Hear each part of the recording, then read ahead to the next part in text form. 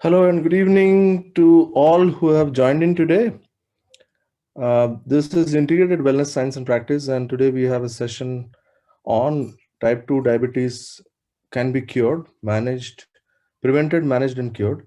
And this is by our esteemed facilitator, Dr. Susheel Sharma, consultant cardiologist, board certified from Maryland, US.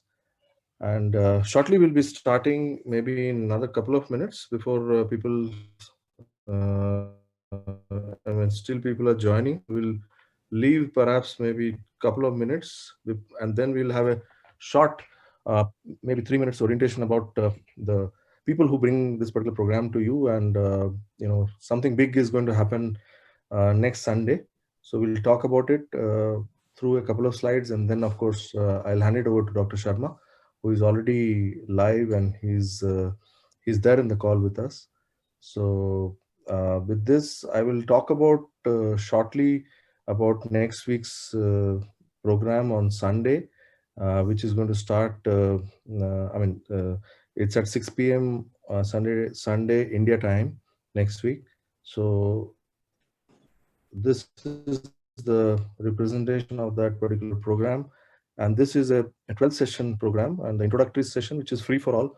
You can invite your friends and relatives to join this program, and as many number of people whom you would like to, because this event on 16 January at 6 p.m. India time, the facilitators and will talk about the complete session, which runs for the entire month. And this session is so important. It will give you a glimpse of that, the course, what it entails for all of us. And it will be anchored by Dr. Sushil Sharma and Dr. Shivakumar, Swami Dayadipananda ji, and who talks about yoga and meditation. And then, of course, Mr. Bhupendra, who is a very seasoned yoga practitioner, he will be demonstrating the yoga. And this is a very comprehensive program. So we'll talk about it a bit before people join in. So next couple of minutes, I'll just play a nice sarod. And after that, we'll start talking about it, and then I'll hand it over to Dr. Sharma.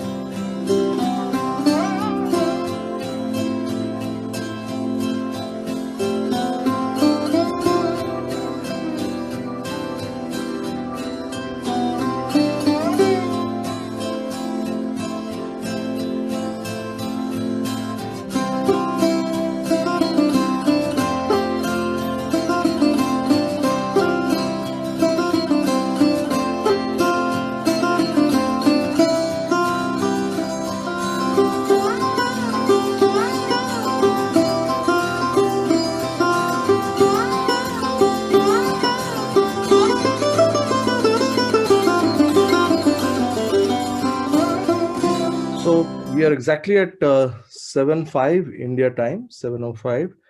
And this is the program I was talking about, Integrated Wellness Science and Practice. The introductory session is next Sunday at 6 p.m. India time. It is a very comprehensive program. It has changed my life. It has changed lives of more than 800 plus people who have joined this program and have been practicing integrated holistic approach in their lives.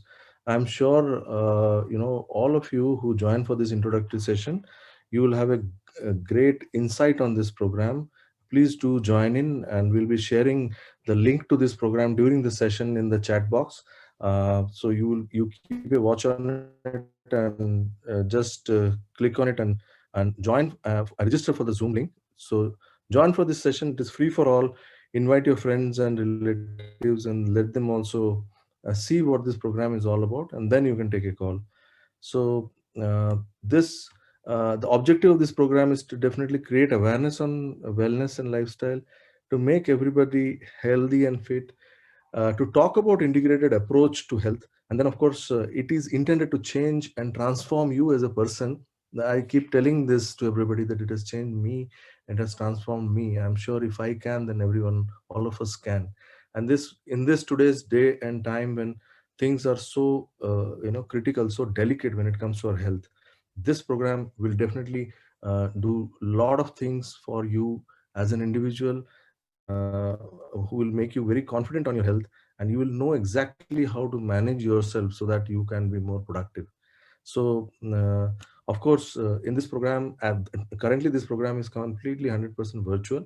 But of course, in going forward in future, once you join this fraternity, join this community, we will be doing, in-person program also. That's there in our plans, and of course, as I said earlier, it talks about the practical aspects, which is spoken online, and then you will be able to practice yoga at your own place with our yoga expert also during this program. And it is, as I said, facilitated by Dr. Sharma and Dr. Shivakumar. And this program, and then of course we have our yoga expert, Bhupendra Sahu. So this session is on 16 January, 6 p.m. next Sunday. And of course, the main program runs for another 11 sessions every Tuesdays, Thursdays, and Saturdays. And these timings that I'm speaking about is India time.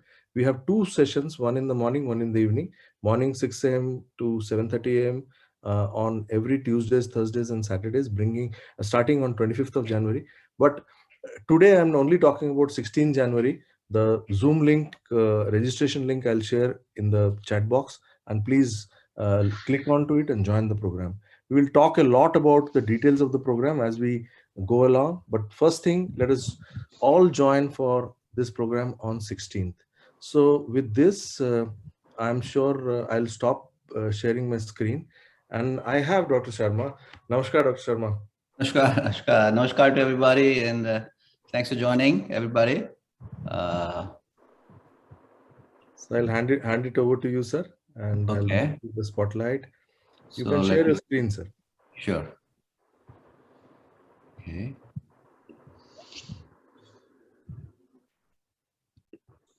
Namaste and welcome, everybody. Thank you for joining, and thank you for giving us the opportunity to share our thoughts about this very urgent, very important topic, type 2 diabetes, how to manage. So before I go in great scientific details that I will with you, some things that you will hear will be new to you. Something you may know. Some things may inspire you. Some things may motivate you. Some things may shock you. But please remember, everything that I am saying or presenting to you is based on scientific data. So nothing here is an opinion. Everything is published in international journals, scientifically proven. None of this is my original creation. So some of you may not have good attention span as I do. So I want to get 4 cardinal facts, the 4 cardinal truths of this presentation out of the way in the beginning. And I'll repeat again in the end, because going through large number of details, you may end up losing the main thing. So what are the 4 important things? The first important thing that you need to remember is that type 2 diabetes is a lifestyle disorder. So that's the first fact. Now that takes you immediately to a second question. Hold on. So what's a lifestyle? Broadly speaking, what you eat, the way you move, the way you think, and the way you behave is what determines your lifestyle. So that is the second truth you need to know. 1, that type 2 diabetes is a lifestyle disorder. And 2, this is what we mean by lifestyle. What you eat, the way you move or not move. the way you think and interact with people around you, the way you behave, and that behavior brings in health habits that you have. That is your lifestyle.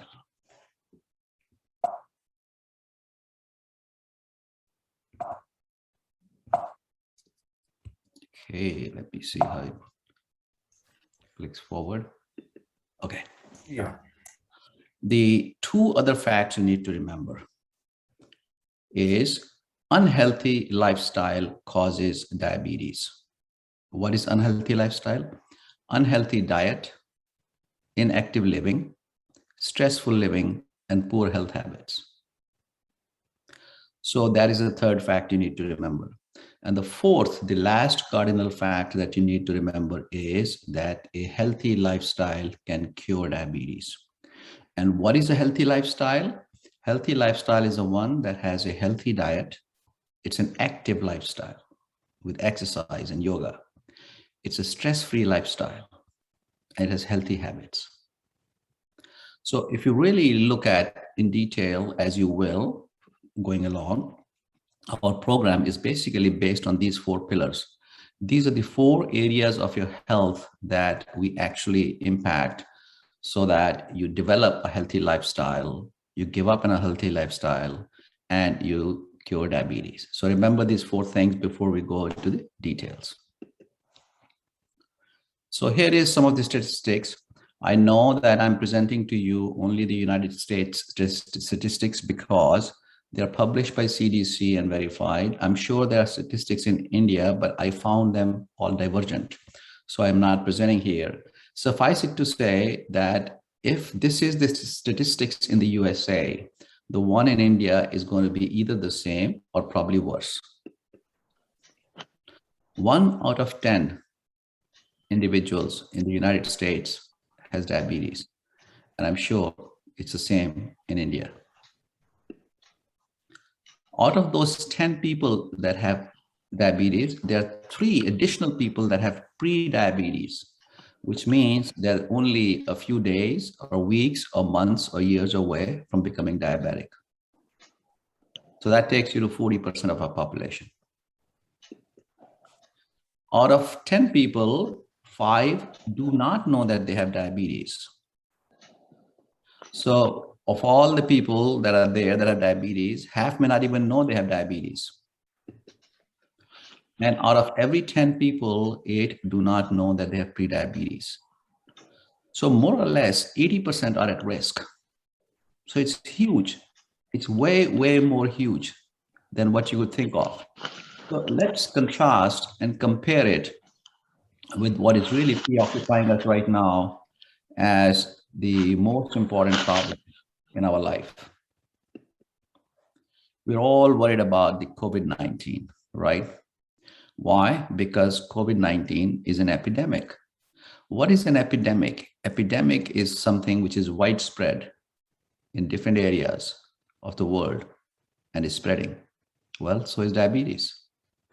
We're worried about COVID-19 because it's pandemic in the entire world. Well, if you look at the WHO statistics, the diabetes is prevalent in all nations on this earth and is a pandemic. COVID-19 will become and almost has become endemic, which means it'll be with us for a long time as part of our life in some shape or form. Probably we will win it, probably we will cure it, but it'll keep coming. So is diabetes. It's endemic. It's part of our life. So why is it that we are so worried? We give so much priority, so much grief it causes in us for COVID-19, and we do nothing about diabetes. Well, one thing that I could think of, I do not know what the reasons are, but one thing I could think of is it's immediate. COVID-19 can kill you immediately, and it's new. Diabetes kills you over a period of time, slowly, silently, and it's not new to us. That may be one reason. The other reason could be that diabetes to diagnose requires certain tests, visits, going to doctors, and COVID-19 declares itself by severe symptoms that you get right away. So anyway, whatever the reason, I just thought I should bring this analogy to some of you. COVID-19 may be important, and it is important to me, but I think diabetes should be equally important. Okay, pre-diabetes, I'm not going to go into the different tests because you can discuss that with the diabetes, but I'm just giving you the link. If you go to cdc.gov and take this test, and you will know whether you do or you do not have pre-diabetes. And this may shock you. This may shock you. A lot of you think that you may not have pre-diabetes, but you'll find out that you do, and you have pre-diabetes, you're only some distance away from becoming diabetic. So go to cdc.gov, log in, take the test, and you don't have to write down anything right now. I'll request Anirbanji to share this link with you at the end of the presentation. Okay, so act before it's too late. Before you become diabetic, you are pre-diabetic. And before you become pre-diabetic, you have something in your body got insulin resistance. Now, to some of you, this may be a completely new word. Insulin may be a new word. Resistance may be a new word. And insulin resistance may be a new word. And I'm going to spend lots and lots of time today on this, because I believe that if you got the scientific truth and facts of insulin resistance very clear in your mind, you are only one step away from curing your diabetes, controlling your diabetes, and managing your diabetes. So please pay great attention. Now, I apologize from some of the participants who could be physicians who may find that my illustrations are very simplistic. And the reason is because I'm talking to a diverse audience, and I want to make sure that everybody understands what is insulin resistance. So first of all, understand this: food, sugar, consumption, storage. This whole thing has to be very clear to you. So you go buy groceries, you cook in your kitchen, you sit in a dining room and you eat, right? That is pretty much consumption of food. We do that every day in every household.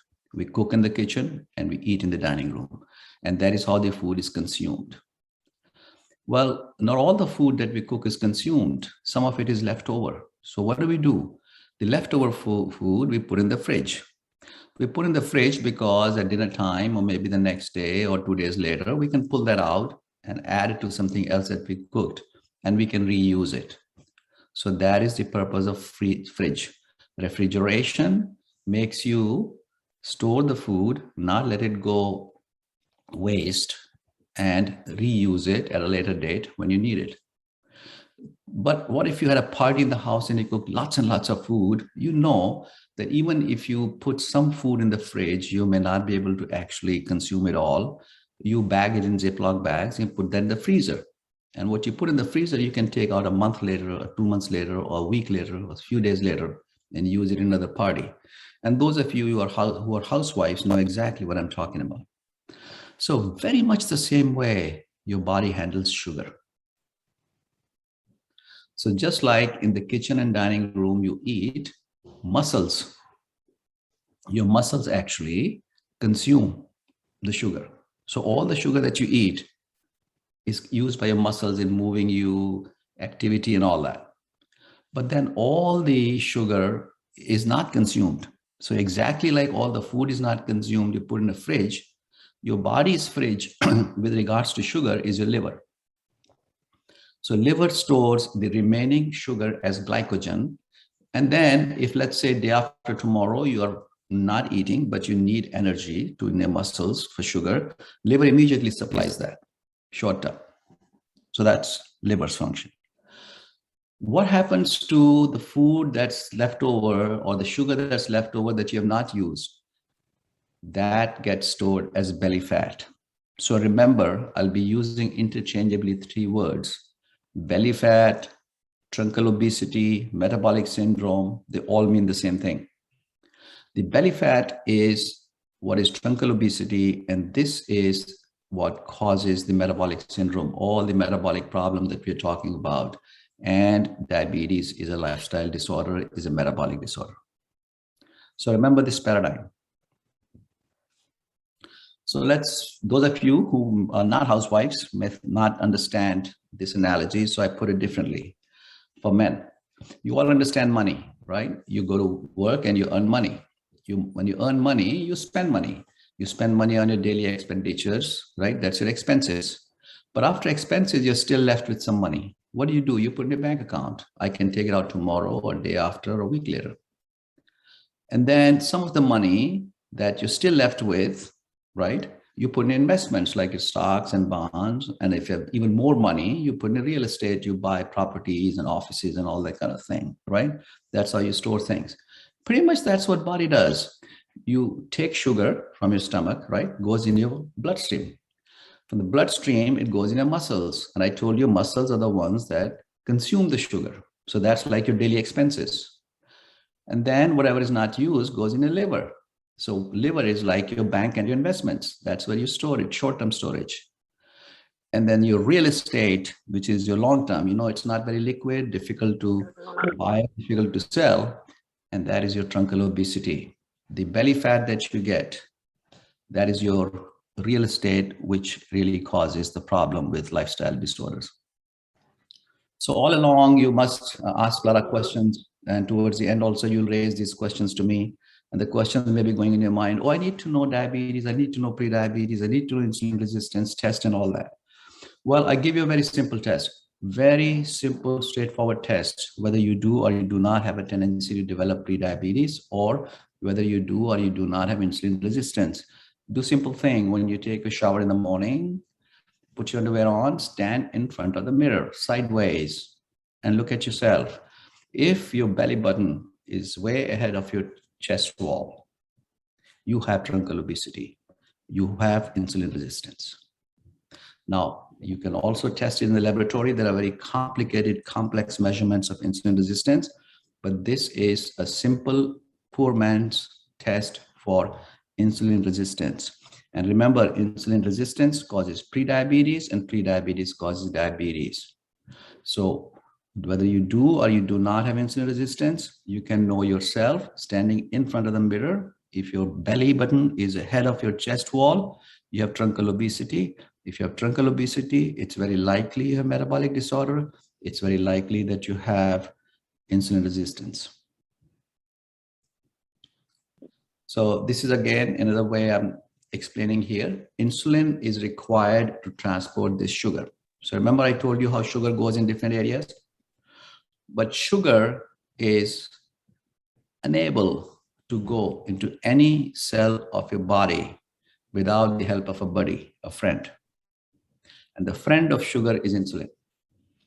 Sugar, you can almost think about the sugar has to get married, a man and a woman. As a couple, they move. They don't move alone. So if you want to send sugar inside the cell of your body and you don't provide any insulin, the gate of the cell will not open. Cell will say, I do not accept sugar unless you come with insulin. So that is how these two work together. So the insulin drives sugar into the muscles consume sugar, and your blood sugar comes down and you're fine.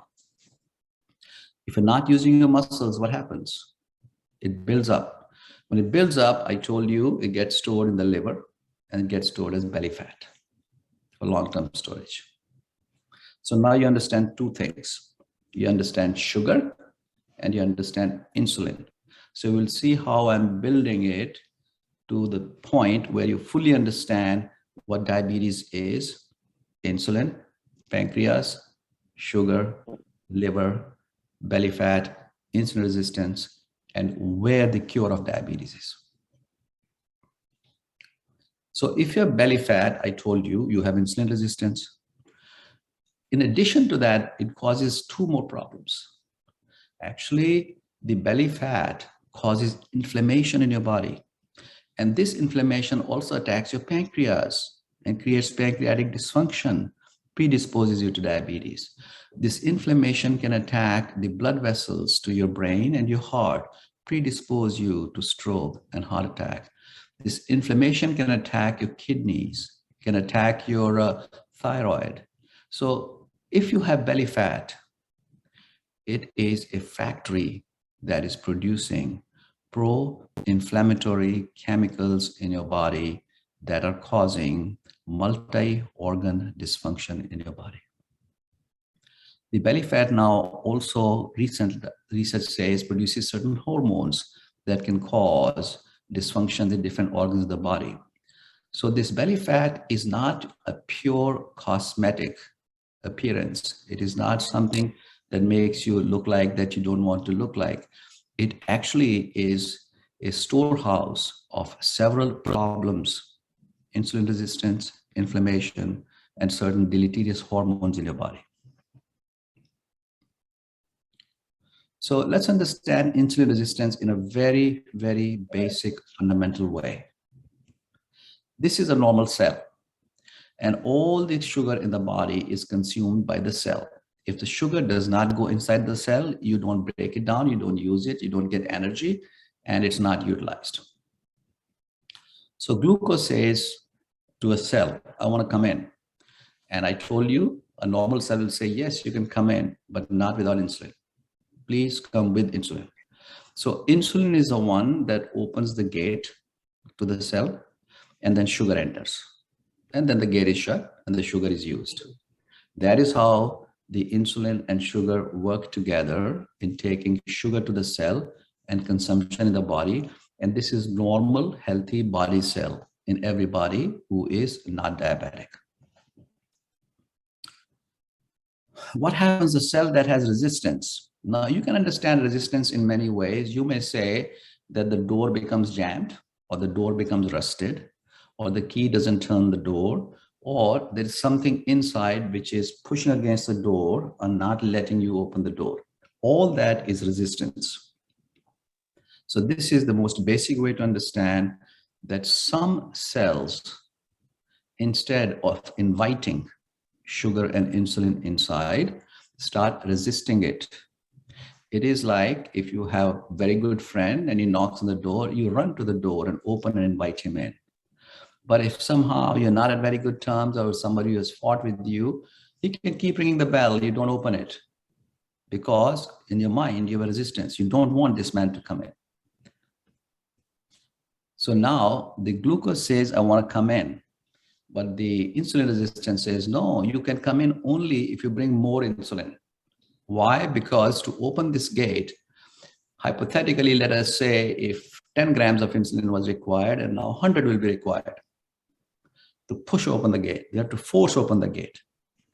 So what is happening here? When you're forcing open the gate in every cell, you're needing more and more insulin. And not all the sugar is going in. So the first thing that is happening is both glucose or sugar and insulin in your blood is increasing, because you're recruiting more glucose and more insulin to break open every cell and go in there. But see where the problem is? The problem is with this insulin resistance. So if you don't understand insulin resistance, you will not have any understanding of diabetes. So what happens then? If the insulin is resisting, then I told you more sugar is needed and more insulin is needed to drive the sugar inside the cell. So your blood sugar rises. Now pancreas also has to release more insulin, right? More insulin, your insulin rises, right? Now insulin causes one fundamental problem in the body. Insulin is the one that creates hunger and fatigue. This is a side effect. If there's hyperinsulinemia, if there's more insulin in your body, it creates more hunger and fatigue. Those of you listening who are diabetics and take insulin, type 2 diabetics, you will understand this very clearly. You will remember when your doctor put you on insulin, you immediately became more hungry, more tired, you felt like you had to eat more, your sugar urge increased, and you put on weight. That is why the diabetics type 2 who are put on insulin, they gain weight, because this is the side effect of insulin. It causes fatigue and hunger. When the fatigue and hunger increases, what do? Your sugar urge increases, and you're now taking more sugar. Now, more sugar you have taken, then there's more sugar in your blood. You're diabetic. So where did it all begin? It all began with insulin resistance, right? So insulin is produced in the pancreas. So for a certain period of time, this will continue. You have insulin resistance, you need more insulin, you eat more sugar, and pancreas produces more insulin, and you stay in that insulin resistance pre-diabetes stage. But a point comes when the pancreas gets exhausted and it says no more insulin. I'm exhausted. It's damaged. Now you have diabetes. So you now fully understand where it all began. So now you might think, okay, so what are the markers of insulin resistance? How do I know if I have insulin resistance or not, right? One, I gave you a very simple, straightforward test, right? Stand in front of the mirror and look at your belly button. If it's ahead of your chest wall, a very high risk factor. People that have blood pressure, high blood pressure, also are predisposed to insulin resistance. Check your sugar. If it's a fasting is more than 100, you probably have insulin resistance because more sugar and more insulin is being needed to drive sugar in your cells. Check your triglycerides, fats in your blood. If they're more than 150, you have insulin resistance. Check your fasting HDL levels. I'm sorry, that's a mistake. HDL below 40 is a risk factor. And some of us have those dark skin patches on the skin tags. These are called acanthosis nigricans. These are also indirect markers of insulin resistance. So you can do some of these tests to know whether you do or do not have insulin resistance. So what are the risk factors? What is it that you do with your life that will predispose you to insulin resistance? If your diet is pro-inflammatory, you will have insulin resistance. If your life is sedentary and not active, you will have insulin resistance. If your sleep is poor, interrupted, and you don't sleep well, you will have insulin resistance. If you have high cholecylamine state because of stress, if there's a lot of stress in your life, you will have insulin resistance. If you have poor health habits, like you smoke or you drink alcohol, you will have insulin resistance. So some of you smart enough who have been with us for a while may know our DASH program. Remember our DASH program that we do in IWSP? It's exactly the top 5, right? D for diet, A for activity, S for stress and sleep, and H for habits. So in our program, we attack all 5 risk factors for insulin resistance. And once you attack these 5 risk factors, the next risk factor is the weight, obesity. And that also gets cured when you do the DASH program and the IWSP program. So if you look at the risk factors, 1, 2, 3, 4, 5, 6 top risk factors are completely optimized, eliminated from your life. Your insulin resistance improves, and that is how our program improves your diabetes. Now, the other 3 that I mentioned at the bottom, unfortunately, these are called non-modifiable risk factors. No one can improve them. It's a given fact that every year your age will increase. Nothing can change it. If you have family history, you have a propensity to develop diabetes, you cannot change it. Ethnicity, certain races and Indians have higher insulin resistance compared to, let's say, Caucasians. So your ethnicity predisposes you, being an Indian predisposes you to diabetes. So these are the 9 risk factors for insulin resistance. 3 at the bottom are non-modifiable. 6 at the top are modifiable, and our program modifies all 6 of them. And that is how it improves insulin resistance, eliminates prediabetes, eliminates diabetes. And that's exactly what we mean by the fact that diabetes is preventable, curable, and modifiable. Okay, so these are some of the studies. So look at how weight loss improves insulin resistance. Exercise improves insulin resistance. If you are overweight, your BMI is more than 25, you have belly fat, your diabetes risk goes up by 700%. If your BMI is over 30, it goes up by 4,000%. But if you cause even 10% reduction in weight from wherever you are, you may be 60 kilos, 80 kilos, 100 kilos, 120 kilos. If you lose that weight by 10%, you reduce your diabetes risk by 50%. Although we recommend that you come to ideal body weight, but just 10% reduction can give you so much benefit. So you don't have to become slim and trim to reduce the risk of diabetes, just 10% loss. But that loss through weight and exercise combined is better. So if you 30 minutes of brisk walking daily lowers your risk by 34%. So if you increase your fit time, which is walking time, active time, and cut back your sitting time, you reduce diabetes risk by 34%. TV. So this is published from a study. People that watch TV 2 hours a day, their diabetes risk goes up by 20%, heart disease risk by 15%, premature death by 13%. So you know it, if you're spending 2 hours a day in front of TV, and mind you, 2 hours is not a whole lot. One soap opera is usually 1 hour in India, 20, 30 minutes of news and 20, 30 minutes of something else. And here you go, it's 2 hours of TV. Sitting in front of TV for 2 hours is a risk factor for diabetes, heart disease, and premature death. Smokers, please pay attention. If you quit smoking, if you're smoking right now and you quit it, you lower your diabetes risk by 50%. So this is how much difference the cigarette smoking and quitting makes to diabetes.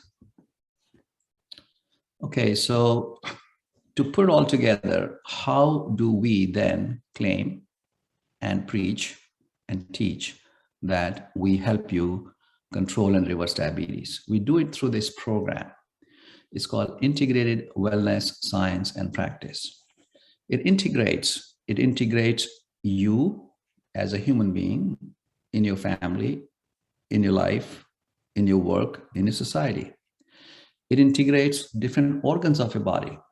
You'll be amazed how different organs of the body are so integrated. And if you don't maintain and respect integrity of those, you'll have a problem in life. The moment you put food in your mouth, right? Immediately the sugar goes in the blood. Sugar goes in the blood, then insulin gets released from the pancreas. The liver starts storing, the muscles start consuming, the belly fat starts taking sugar.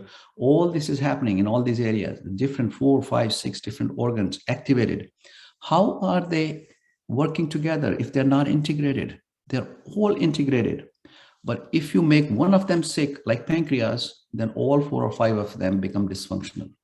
So integration is the hallmark of wellness. And that is why we do integrated wellness. You also integrate socially, personally, and individually. You know, we all talk about stress, right? And we deal with stress in a great detail in our program. And again, not leading an integrated life is a very important cause of stress. I give you a very simple paradigm here. I'm not going to go into much detail on stress here because we spent 2 full sessions on stress. Just watch yourself from today. Whenever you feel stress, watch yourself. Just sit back and think, had it anything to do with the way I act, the way I interact, and the way I react? Now, it may not be possible to change that in one day. It may take a long time, but you'll find out that the root cause of all the stress is in the way we act, the way we react, and the way we interact. If these 3 are changed, then stress level comes down. It may take a long time to change, and the change actually happens when you change habits, and habits take a long time to change. And when all the habits change, the personality changes. When the personality changes, that is when stress goes away. So more of that later. Focusing on wellness, you don't have to focus on the wellness of just taking this medicine or just doing this practice. It's a holistic wellness. You are as well and as sick as one cell of your body. You have to think about the wellness of every cell.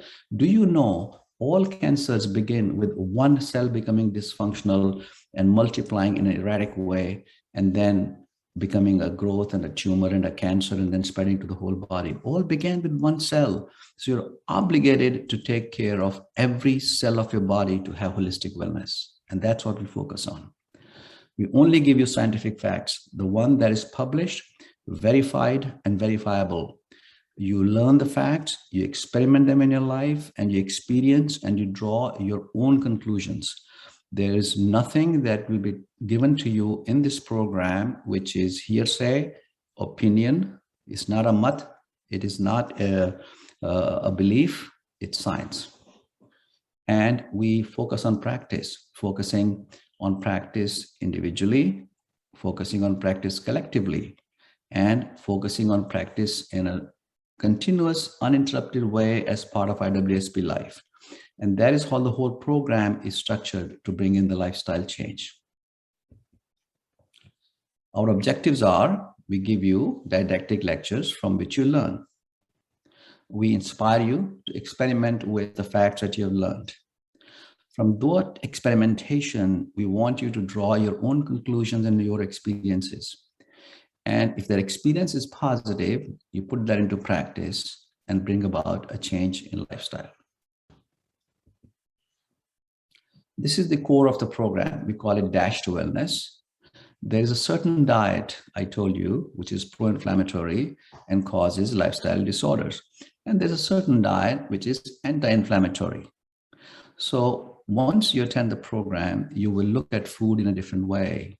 You look at food not as what is good to my palate, not what I find available, not what everybody around me eat, but the food that is anti-inflammatory, the food that integrates my health, the food that creates wellness of every cell of my body, the food that reduces my stress, the food that helps me change my health habits.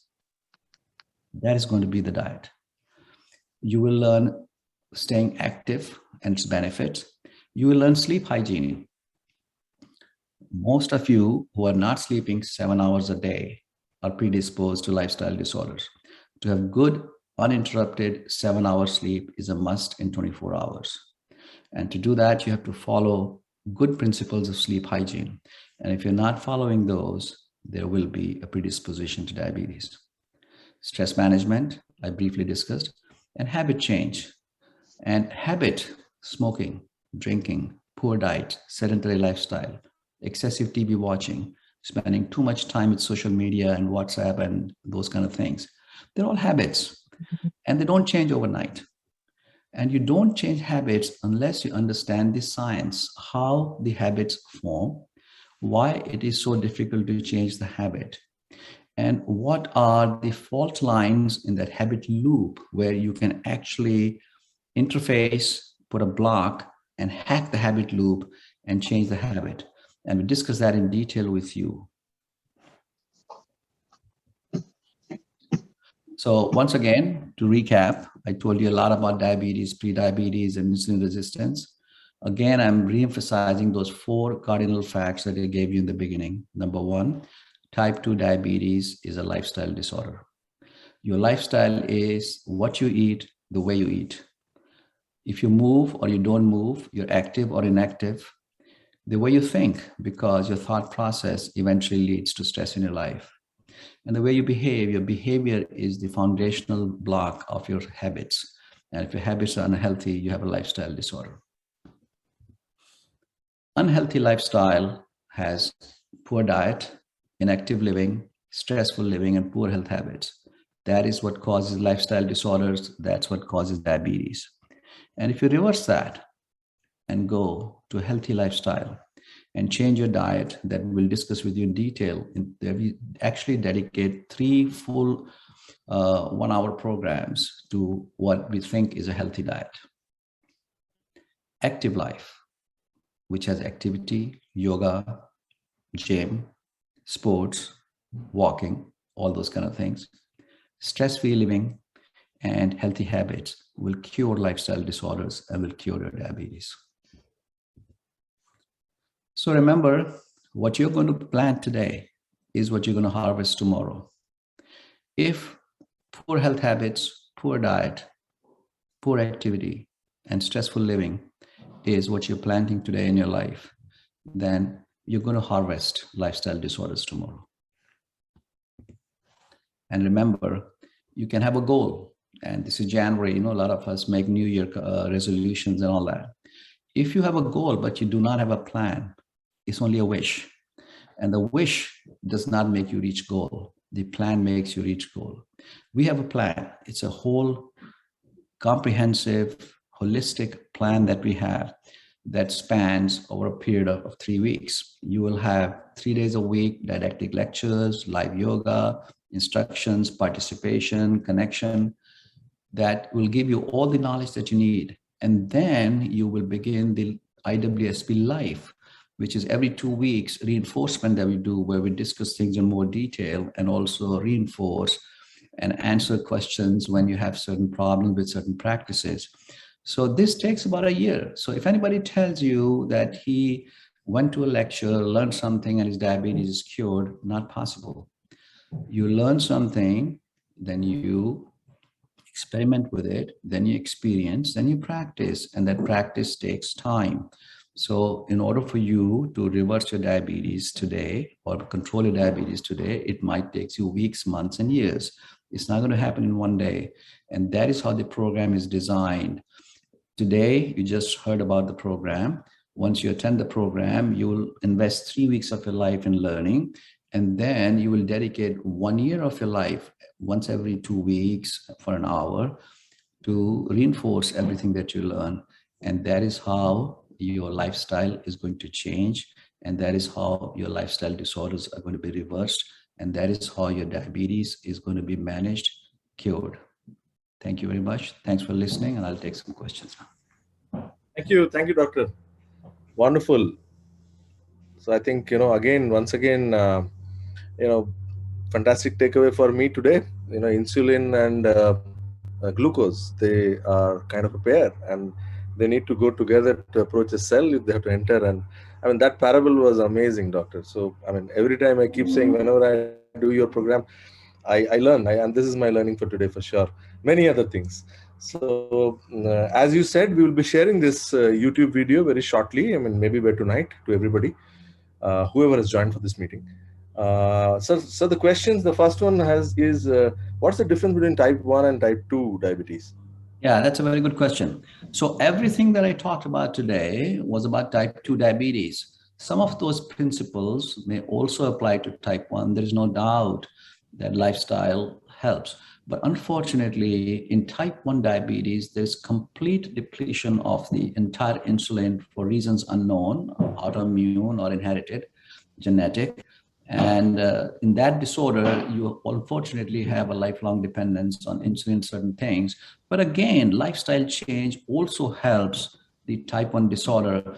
Our esteemed Swami Dayadipanandaji, who is the actual inspiration behind this whole program, he is the one who really put all this together and gave me all the wisdom that I'm discussing with you today. And he has been the light source behind it. And you will be amazed that he is single-handedly managing over 300 diabetic children with type 1 diabetes who are insulin dependent. One physician only, interacting with 300 children, teaching them how to manage their diabetes, control their diabetes. And if you ever watch those children and see this program and you see what kind of human beings that they have become after association with Swamiji, you realize the strength that he brings to this program. And this is actually what you're going to learn when you do this program. But that's type 1 diabetes that he's managing with those children. And in this program, he helps us manage the type 2 diabetes, the blood pressure, the cholesterol, the heart attack, and the stroke, and the cancers. Yes, Swamiji is there with us. So I will also request him, maybe once I've taken the questions, to speak up. So, sir, the second question is, what is the range of HbA1c and when you spoke about the pre-diabetic stage? Yeah. So your hemoglobin A1C ideally should be under 5.7.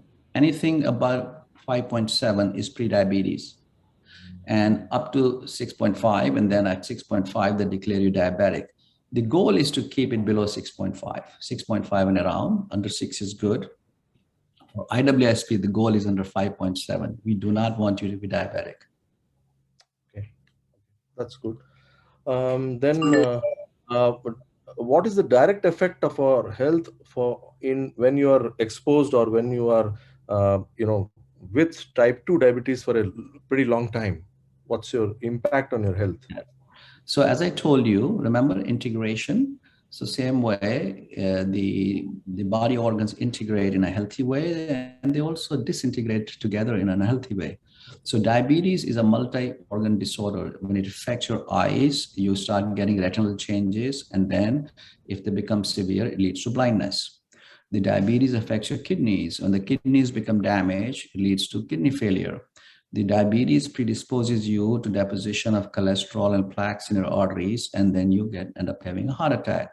The diabetes predisposes you to develop blockages in the arteries going to your head, and that leads to stroke.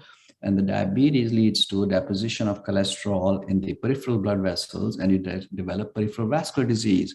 So see how many organs are affected: the blood vessels, the kidneys, the eyes, the heart, the brain, and the legs.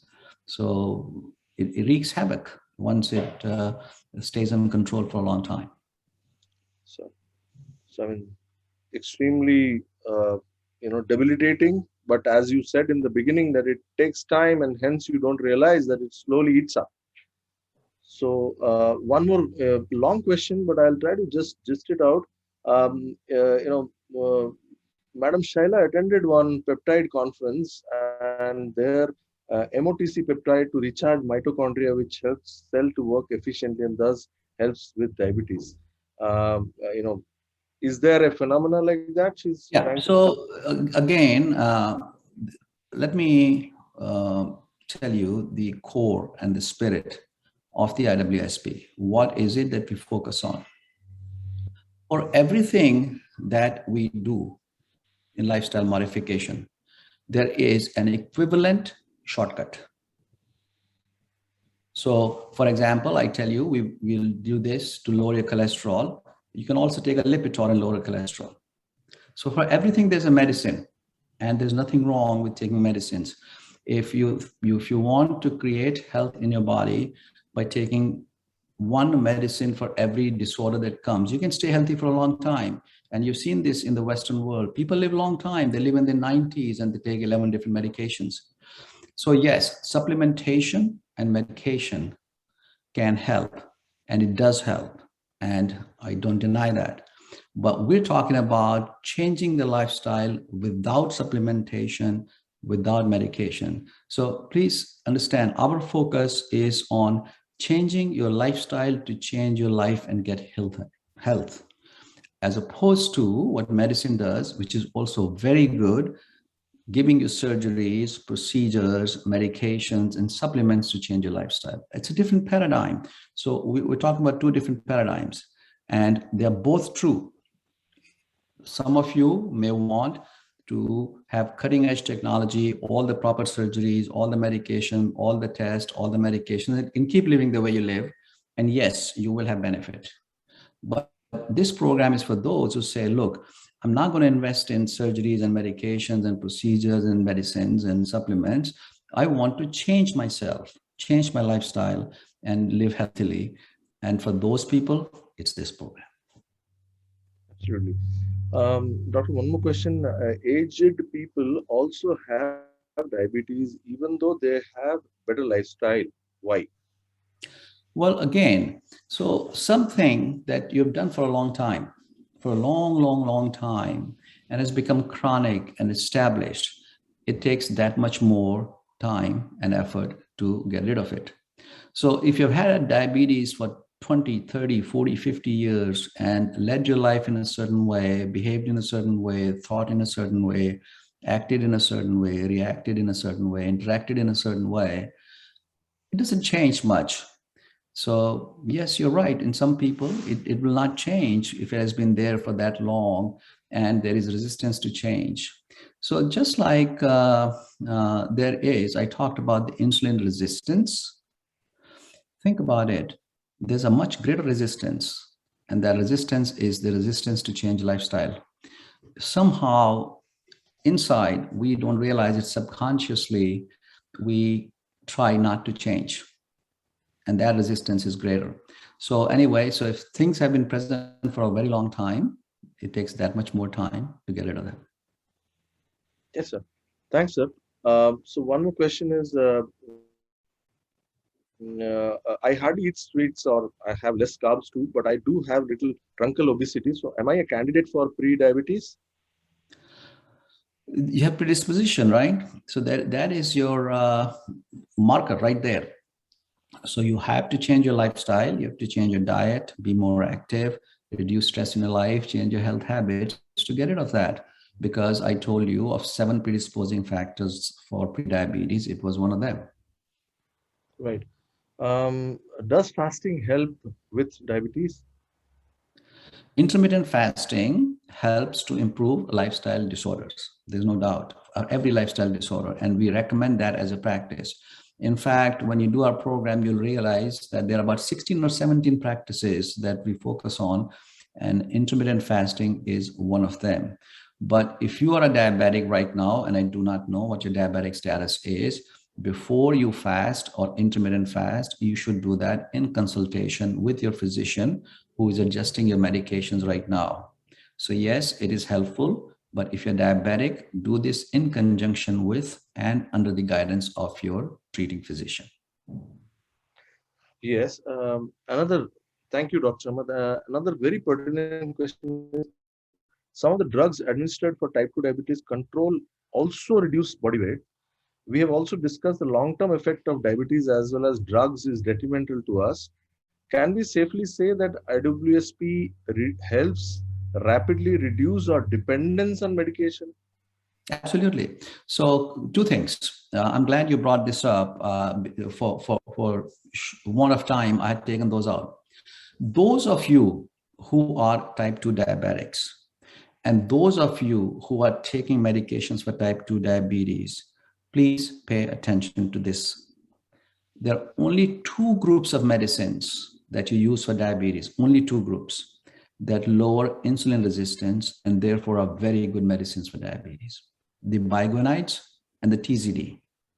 So when your physician prescribes medicine, make sure that it belongs to either a biguanide group, and the most common biguanide medicine, which I'm sure you're on if you're diabetic, is metformin.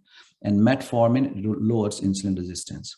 And the other are the TZDs, the new medications that lower medicines. I do not know what the Indian names are, so I will not say, but I'm just giving you the whole group, TZD. So these 2 groups of medicines lower insulin resistance. All other medicines, for example, your glipizide and glyburide and all that, and insulin, they all increase insulin resistance. Even insulin increases insulin resistance. So you have to be careful. But if you change your lifestyle, remember I told you the risk factors for insulin resistance. If you change your lifestyle, you remove the insulin resistance. When the insulin resistance is removed, your sugar comes down and your insulin comes down and your diabetes gets cured. So that is how lifestyle change eliminates need to take medications. Yes, thanks, doctor. A couple of questions, then we close, doctor, and we are exactly on time. Can we, do we need to have a diet chart to reduce or improve our HbA1c figures? So again, when it comes to diet, it's very emotive, it's very personal, it's very challenging and controversial. So I will not say anything about diet right now because I spent 3 full sessions on diet. I do not look at diet as calories. I do not look at diet as carbohydrates, proteins, or fats. I do not look at diets like macronutrients and micronutrients. I only look at diet, is it pro-inflammatory or anti-inflammatory? Is it going to inflame your body? When it goes inside your body, is it going to cause inflammation or is it going to improve inflammation? And I cannot discuss that in 5 minutes because you first have to understand what's inflammation. You have to understand how inflammation causes lifestyle disorder. Then you'll understand why certain foods you should not eat and why certain foods you should eat. And if I just say that right now, I will generate a lot of controversy. So I don't want to say that. Diet, we'll spend 3 sessions on that. And diet is that which improves your lifestyle disorder. And that is the diet we recommend. Absolutely. So, got it, doctor. I think last question, how is pre-diabetes related to thyroid? Well, in some cases, they both may have an autoimmune basis. In some cases, both may have an inflammatory basis. And in some cases, they both may have a genetic basis. So to that extent, they are related. But there is no direct relation between the two. Absolutely. So, thanks, doctor. I think we will have, as I said, next Sunday our program starts, and Swamiji is here, and I would also like to put him on the spotlight before we just close it.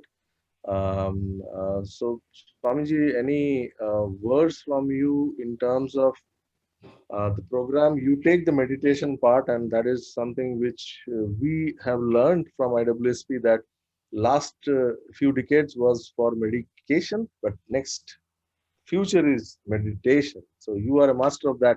So some words from you before we close the session today, Swamiji. Yeah, it's a wonderful session. We have been listening to Dr. Susheel Sharma explaining all the details of lifestyle disorders in so simple and lucid way. So diabetes is nothing but a lifestyle disorder. Now I'll go and make a statement whether type 1, type 2, gestational or cancer. If you find out the root cause, it is going to be the lifestyle disorder. When you attend IWSP course, you will understand our lifestyle disorders, which are increasing day by day, right from children to grown-up people. More in the healthcare providers, doctors, nurses, we are seeing. So when we understand the root cause for all the lifestyle diseases as lifestyle, then we will also find the solution. Why I said type 1 diabetes? For example, we have a boy who is 11-year-old, Akshay Walia, studying in 6th standard. He comes to my clinic saying that his sugars are gone up. So any boy less than 30 years, until unless proved otherwise, is type 1 diabetic. But when we see he's not type 1 diabetic, we ruled out and we gave it as a lifestyle disorder. And we also talk about it as MODY, MODY, maturity onset diabetes of the young. So he had MODY, and the medical textbook will say any person on between type 1 and type 2, which is MODY, should be ideally on insulin and OHS. Believe me, I just talked, counseled, and convinced the mother and son to change their lifestyle, and his blood sugars are reversed. He is non-diabetic. Type 1 and type 2, between type 1 and type 2 MODY can be reversed. Even type 1 diabetes can be reversed as long as it is the predisposing factor for many other diseases. So I have children, type 1 diabetic, who need 60 units per day insulin because their body is not producing insulin. When they started doing the IWS practices that we teach, their insulin requirement has come down from 60 to 20. What is the result? The insulin resistance has come down. So the insulin requirement has come down. Maybe somebody who can practice with more intensity, go ahead and even his body may start regenerating the insulin. One day we may see that. So what we have is the control on the lifestyle disorders, nothing other than that. So if you want to lead a happy, healthy life, learn all about IWSP, practice and experience for yourself. We have got many, many testimonials where you can go and visit IWSP website and find the testimonials, people who got their lifestyle disorders reversed. Listen to them, how they did, what happened to them. So rather focusing on the problem, let us focus on the solution. So problems are many, solution is one, that is IWSP. Thank you. Thank you, Swamiji. Thank you, Dr. Saab. Thank you for a wonderful session once again. And thank you to all my colleagues who have made this show possible. I would play one of the testimonials which Dr. Swamiji mentioned about, and I'll close the session today. So thank you, Doctor. Thank you, Dr. Susheel Sharma, and I would look forward to everyone joining for the next Sunday session, for which we have been continuously posting those Zoom link. So from our side, we with this we actually come to an end of today's session. I am just playing the testimonial, and then we'll close the session. Anything from you, Naresh? Would you like to say something before we close? No, nothing, Nevan. You covered that. I mean, all. You covered all. Carry on. Thanks. Yeah. Okay. Thank you. Thank you, everybody. Just have a look at this testimonial for IWSP, which is going to start on 16 January next Sunday. This is Mr. Sharath speaking about IWSP. This is Sharath. I am working for Volvo Trucks handling marketing in India. I have always been interested in bettering myself, be it by reading self-help books or listening to lectures or going to some programs which are conducted for better living. However, whatever I learned would continue for some time, but then gradually it will fizzle out. There wouldn't be any continuity. And being an engineer, I was always interested in understanding the science or logic behind whatever I do before adopting it. So I was always wondering, pranayama and yoga or meditation, how good are these in comparison with whatever I have been following? Like I go for a jog, I go for cycling, which brings out the sweat in me. How can yoga, pranayama be better than any of these? So this IWSP program actually busted a lot of myths I have been carrying, or traditionally the information that has been fed into me, be it in terms of diet, for example, whatever beliefs I had about milk or coconut oil, they were comprehensively busted that no, this is how it is. These are the nutrients or ingredients in what you are eating. So know that before you consume it. It was kind of all the jigsaw puzzles I had was put in a single place in a holistic manner through this particular program.